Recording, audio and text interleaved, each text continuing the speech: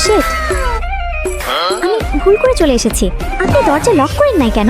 It's okay. কাল আমার প্যারেন্টসের সাথে দেখা করতে যেতে হবে, না হলে হয় না।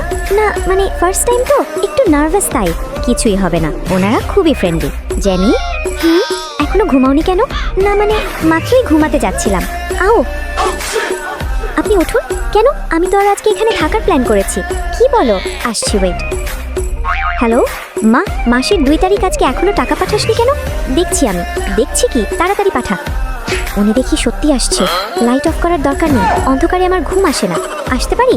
এটা, ও আমাদের তো বেরোবার টাইম হয়ে গেছে, চলো নাও শুরু করো। আরে আগে ও নেবে, নতুন অতিথি তো। নাও মা, যত ইচ্ছে খাও। রিয়া, তোর পছন্দের ফ্রাইড চিকেন, সব কিছু তোর জন্য বানিয়েছি। দাঁড়া, আমি খাইয়ে দিচ্ছি। আমি কি নেব না তাহলে? আরও তো আছে, সেগুলো খা। আন্টি, আমার আর লাগবে না। কি হয়েছে? আমার ছেলের বউ হয়ে এখনো আমাকে আন্টি ডাকছে? মা থামো তো, তুমি সার্ভ না করে এরকম বসে আছো কেন? নাও। Thank you.